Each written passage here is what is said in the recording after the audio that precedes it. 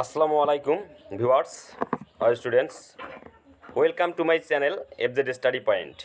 I come back in my channel with new class.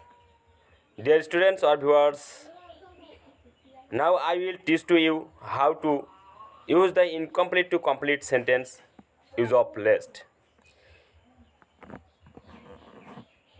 Dear viewers, আমি আজকে ইনকমপ্লিটিং সেন্টেন্সের মধ্যে লিস্টের ব্যবহার শেখাবো, কিভাবে লিস্ট ব্যবহার করতে হবে। সো ভিউয়ার্স, দেরি না করে শুরু করে দেই। Let's go started. Dear viewers আর স্টুডেন্টস, আমি মার্ক করবো, অবশ্যই মনোযোগ সহকারে দেখবেন। যদি মনোযোগ সহকারে দেখেন তাহলে অবশ্যই অটোমেটিক সুন্দরভাবে বুঝতে পারবেন। There is no confusion in your brain. It will be not confusion, have to do into your mind. So always remember it, and again I am saying to you, always subscribe my channel and press the bell icon. Let's go started.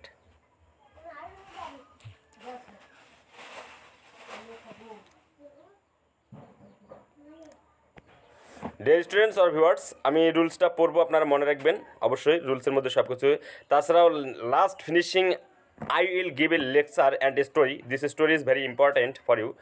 If you keep that in mind, this story in your mind, always you can be free and skill anytime, so no problem for you. Dear students or viewers, no more time, no more discussion, and let's go started these rules nong 8. list অর্থ তা না হলে, list অর্থ তা না হলে, আমরা যদি লিস্টকে ব্যবহার করতে যাই তাহলে বুঝতে হবে যে অতীতে একটা কাজকে ফেলে যাচ্ছি, ভুল করে চলে যাচ্ছি, আর ভবিষ্যতে যেন ওই কাজটা ভুল না হয়, যার কারণে লিস্ট ব্যবহার করতে হয়। সো ডিয়ার স্টুডেন্টস আর ভিউয়ার্স, আমি রুলসটা পড়বো, অবশ্যই দেখে যান। লিস্ট অর্থ তাহলে এনবি বলছে, এই ফর্ম দ্বারা বোঝানো হচ্ছে অতীতকে ভয় করে সামনের দিকে এগিয়ে যাওয়া। তাহলে লিস্ট মানে হচ্ছে অতীতকে ভয় করে সামনের দিকে এগিয়ে যাওয়া। এখানে এটাকে যদি ভাব বিশ্লেষণ করতে যাই তাহলে আসতেছে অতীতে একটা কাজ আমরা ভুল করে আসছি, অর্থাৎ ওই ভুলটা যেন আর ভবিষ্যতে না হয়, যার জন্য লিস্টকে ব্যবহার করতে হয়। এই লিস্ট দুটি সেন্টেন্সের মধ্যে বসে সম্পর্ক স্থাপনে সাহায্য করে। তাহলে মনে রাখতে হবে ডিয়ার স্টুডেন্টস আর ভিউয়ার্স, এই লিস্ট যতদিন পর্যন্ত এডুকেশন লাইফ থাকবে ততদিন পর্যন্ত এই লিস্ট দুইটা সেন্টেন্সের মধ্যখানেই বসবে, কখনো সামনেও যাবে না, পিছনেও যাবে না। Keep that in mind, so always remember this story is very important for you. তবে প্রথম সেন্টেন্সটি যে ফর্মেই হোক না কেন মনে রাখতে হবে, past, future, present and everything sentence may be attached to this sentence. প্রথম সেন্টেন্সটা যে ফর্মেই হোক না কেন দ্বিতীয় সেন্টেন্সটির সাবজেক্টের পরে লিস্ট মাইট নিতে হবে, এবং মূল ভার্বটি সর্বদাই V1 রাখতে হয়।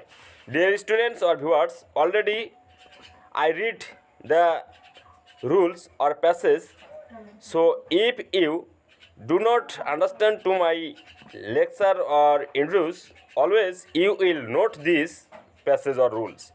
So dear students or viewers, now I will read the NB. আমি এখন NB পড়ব, NBটা মনে রাখবেন সর্বদাই। আমি মার্ক করতেছি, অবশ্যই দেখে যান। NBতে বলছে মনে রাখতে হবে যে এই ফর্ম ব্যবহার করতে, আসলে মনে রাখতে হবে যে এই ফর্ম ব্যবহার করতে দ্বিতীয় সেন্টেন্সটি নট ছাড়া সর্বদাই নেগেটিভ করতে হয়। দ্বিতীয় সেন্টেন্সটি নট ছাড়া সর্বদাই নেগেটিভ করতে হয়, অর্থাৎ প্রথম সেন্টেন্সটি যে ফর্মেই হোক না কেন, যে ফর্মেই হোক না কেন, যে কোনো টেন্স, যে কোনো ভার্ব টু বি, যে কোনো মোর অ্যাবাউট, যে কোনো out of tense, model tense, যে ফর্মেই হোক না কেন, বাট আমাদের লিস্টের পরে দ্বিতীয় সেন্টেন্সটা সর্বদাই নট ছাড়া নেগেটিভ করতে হবে, নট ছাড়া নেগেটিভ করতে হবে, right. So dear students or viewers, let's go started. আমরা এখন স্ট্রাকচার দেখে নেব। স্ট্রাকচার কি বলছে, রাইট। স্ট্রাকচার দেখে নেন, একটা ইনকমপ্লিট সেন্টেন্সের স্ট্রাকচারে বলছে V1 সাবজেক্ট, অর্থাৎ ওই প্রথম সেন্টেন্সটা V1 থাকতে পারে, অর্থাৎ ইম্পারেটিভ সেন্টেন্সের মধ্যে দিয়েও থাকতে পারে, আবার সাবজেক্ট দিয়েও থাকতে পারে, ভার্ব যাই থাক না কেন। তাহলে সাবজেক্ট ভার্ব দেখে নেন, V1 থাকতে পারে, সাবজেক্ট থাকতে পারে, তারপর আবার কি বলছে, ভার্ব থাকতে পারে, যে কোনো ভার্ব থাকতে পারে, এভরিথিং ভার্ব, তারপর অবজেক্ট, ডস ডস ডস ডস ডস, এটা হচ্ছে ইনকমপ্লিট সেন্টেন্স। তাহলে আমরা এখন কমপ্লিটটা দেখে নিব। কমপ্লিটে বলছে দেখে নেন অবশ্যই, ডস ডস ডস ডস অর্থ ওই যে প্রথম সেন্টেন্সটা ওই জায়গায় আছে, তারপর লেস্ট পর্যন্ত ওই জায়গায় আছে। তাহলে আমি এখানে লেস্টটা দিয়ে দিই, dear students or viewers always stay with me. নেন তাহলে লেস্ট চলে আসলো। So dear students or viewers, লেস্টের পরে দেখেন ডট ডট আছে, তাহলে এই লেস্ট পর্যন্ত এই যে ডট ডট আছে, তাহলে এই যে ডট ডট যতদূর পর্যন্ত আছে ড্যাশ ড্যাশ আছে, এই লিস্টের সামনে লিস্ট যুক্ত সেন্টেন্সটা সামনের দিকে অগ্রসর, তো এটা এই ড্যাশের মধ্যে আছে। তাহলে আমরা এখন দ্বিতীয় সেন্টেন্সটা দেখে নেন। তৃতীয় সেন্টেন্সে কী বলছে, সাবজেক্ট নিতে হবে কমপ্লিট করার সময় আমাদেরকে কমপ্লিট সেন্টেন্সটা যদি কমপ্লিট করতে যায়, পরিপূর্ণ দিতে যায়, ভাবমূর্তি দিতে যাই, তাহলে সাবজেক্ট নিতে হবে, সাবজেক্টের পরে শুড মাইট যে কোনো একটা নিতে হবে, সাবজেক্ট অনুযায়ী নিব এবং মূল ভার্বটা সবসময় প্রেজেন্ট ফর্ম রাখবো, অর্থাৎ ভার্বের বেস ফর্ম যাকে বলা হয় view one. So dear students or viewers, আমি এখন এক্সাম্পলে চলে যাব। If you stay with me how to teaching process I will teach to you, if you do not inform this my comment box I can't understand, to this my process is bad or well I can't understand. So dear students or viewers, always I am coming to say that how to teaching process bad or well, you will thinking that bad or process, always inform in my comment box. আমি দেখেন search অর্থাৎ যেমন, আমরা example মানেও যেমন, search মানেও যেমন, তা সো সার্চ লিখি আর এক্সাম্পল লিখি, টেস্ট লিখি, যেটা লিখি না কেন হয়ে যাবে। সো দেখে নেন, তাহলে আমরা একটা ইনকমপ্লিট সেন্টেন্স লিখছি। ডিয়ার স্টুডেন্টস অর ভিউয়ার্স, আমি অটোমেটিক আগেই কিন্তু লিখে রাখি, যেহেতু আমি আবারও বলতেছি যে মোবাইল দ্বারা ক্লাস দিই, আমি আগে লিখে রাখি, তারপর ক্লাসটা দিই। তো শুধু এতটুকুই না, আমি অনেক রুলস লিখে রাখছি। রুলস অবশ্যই যদি আমার রুলসগুলো পড়েন সুন্দরভাবে বুঝতে পারবেন। তো চলেন শুরু করে যাক।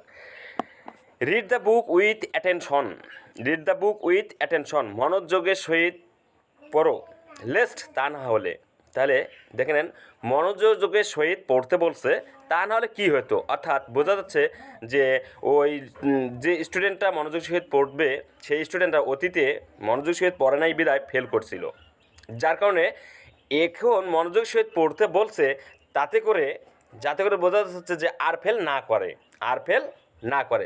তো আমরা এখন ইনকমপ্লিট থেকে কমপ্লিটটা করবো। দেখে নেন, এখানে বলছে read the book with attention, মনোযোগের সহিত বই পড়ো বা মনোযোগের সহিত বই পড়ো, লেস্ট তা না হলে, তাহলে আমরা এখন নেব। দেখে নেন, এখন সেন্টেন্সটা কমপ্লিট করতে হবে। কমপ্লিট করতে গেলে আমাদের ভাবমূর্তিটা ঠিক রাখতে হবে সর্বদাই, কিন্তু ভাবমূর্তি ঠিক রাখার জন্য অবশ্যই আমাদের লেস্টের পরে সাবজেক্ট নিতে হবে এবং সাবজেক্টের পরে শুড মাইট সাবজেক্ট অনুযায়ী অবশ্যই নিতে হবে। If we do not accept the should might we cannot create this manually sentence. So আমাদেরকে অবশ্যই সেন্টেন্সটা পরিপূর্ণ করার জন্য ভাবমূর্তি ঠিক রাখার জন্য শুড মাইট ব্যবহার করতে হবে এবং মূল ভার্বের বেস ফর্ম রাখতে হবে। Read the book with attention, lest তা না হলে আমরা দিতে পারি you might fail. Dear students or viewers, দেখে নেন আমি সেন্টেন্সটা লিখে রাখলাম। এখানে বলছে প্রথম সেন্টেন্সটা আমরা আগে দেখে নেই, লেস্টের পূর্বের সেন্টেন্সটি। এখানে পূর্বে লেস্টের সেন্টেন্সটি বলছে lest read the book with attention, মনোযোগের সহিত বই পড়ো, লেস্ট তা না হলে কি, তাহলে যদি মনোযোগের সহিত বই না পড়ে তাহলে কি হতে পারে, তাহলে you might fail in exam, তুমি পরীক্ষায় ফেল করতে পারো, রাইট। মনোযোগের সহিত বই পড়ো, মনোযোগের সহিত বই পড়ো, তা না হলে তুমি পরীক্ষায় ফেল করতে পারো, জাস্ট এনাফ।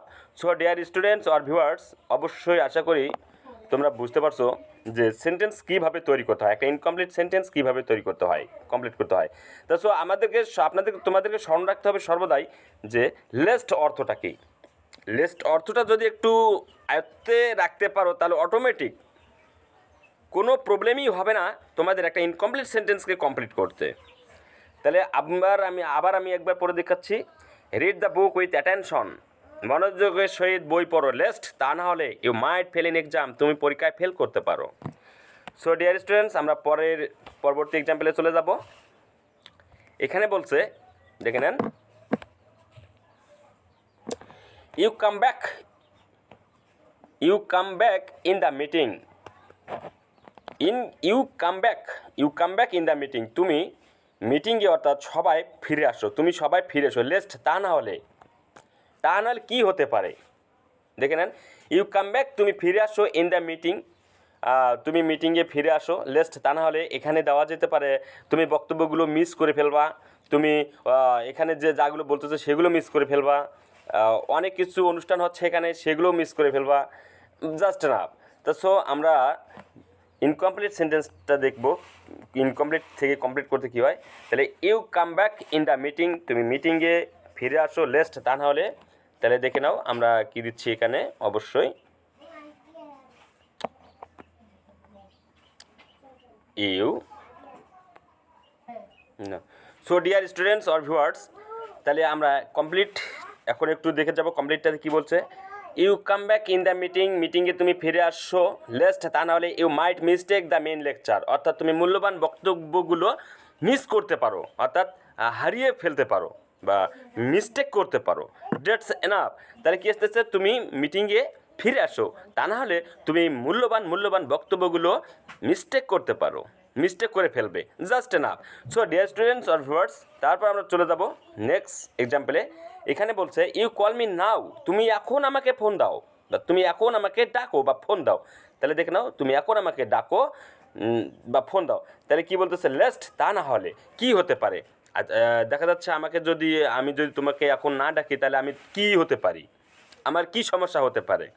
বাট কিন্তু মনে রাখতে হবে, লেস যুক্ত সেন্টেন্সটা প্রথম সেন্টেন্সটাও থাকবে পজিটিভ, দ্বিতীয় সেন্টেন্সটাও পজিটিভ, কিন্তু নট ছাড়া নেগেটিভ করতে হবে, রাইট, নট ছাড়া নেগেটিভ করতে হবে, জাস্ট এনাফ। তাহলে দেখে নাও কী হচ্ছে, you call me now lest, তুমি এখন আমাকে ডাকো তা না হলে। দেখে নেন ডিয়ার স্টুডেন্টস অর ভিউয়ার্স, এখানে বলছে ইউ কল মি নাও, আপনি এখন আমাকে ডাকেন, কিংবা তুমি এখন আমাকে ডাকো, লেস্ট তা না হলে। আমরা এখন সেন্টেন্সটা পরিপূর্ণ করতে গেলে বিভিন্ন আঙ্গিকে বিভিন্নভাবে পরিপূর্ণ করা যেতে পারে, বাট কিন্তু ভাবমূর্তি স্ট্রাকচারটা ঠিক রাখতে হবে। If you do not continue that structure, this manually sentence is many thing wrong, but always. তাহলে কী আসতেছে, you should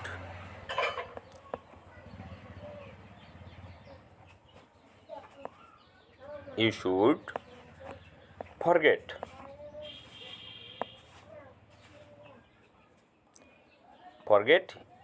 it. So dear students or viewers, আমি যে সেন্টেন্সটা লিখলাম দেখে নেন, এখানে বলছে তুমি আমাকে এখন ডাকো, অর্থাৎ এখন তুমি আমাকে ডাকো, তা না হলে ইউ শুড ফরগেট ইট, তুমি এটা ভুলে যেতে পারো, আমাকে এখন ডাকো, এখন স্মরণ করো, তা না হলে ভুলে যেতে পারো, just enough. This sentence is right manually. So dear students or viewers, next সেন্টেন্সে চলে যাব। এখানে বলছে ইউ ইট রাইস টাইমলি, সঠিক সময় ভাত খাও, তুমি সঠিক সময় ভাত খাও, তা নাহলে কী হতে পারে, always thinking this word of subject, তা নাহলে কী হতে পারে, সঠিক সময় ভাত খাও, তা নাহলে কী হতে পারে। আচ্ছা, সঠিক সময় যদি আমি ভাত না খাই তাহলে আমার শরীরের সুস্থতা হারাইতে পারি, আমি বডি ফিটনেস ঠিক রাখতে পারবো না, আমার অনেক সমস্যা হবে, আমাকে ক্ষুধা লাগবে, আমি খেতে না পারলে আমাকে ভালো লাগবে না, আমার শরীর ঠিক থাকবে না, জাস্ট না। তো সো তাহলে আমরা এইভাবেই দিতে পারি, দেখে নেন।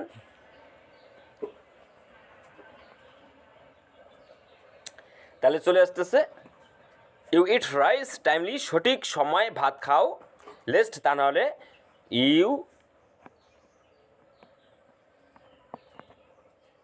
Should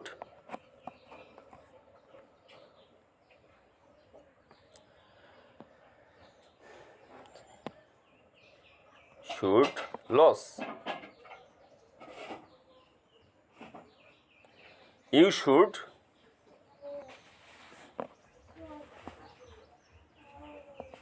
you should lose. Dear students or viewers, last সেন্টেন্সটা পড়ে নিব এবং দেখে নেন কীভাবে হচ্ছে। ইউ ইট রাইস টাইমলি, তো আপনি সঠিক সময় মতন ভাত খান, কিংবা তুমি সঠিক সময় মতোই ভাত খাও, লেস্ট তা না হলে you should lose to your body fit, তুমি তোমার শরীর সুস্থতাকে হারাতে পারবা, তোমার বডির যে ল্যাঙ্গুয়েজ আছে সেগুলোকে হারিয়ে ফেলতে পারো।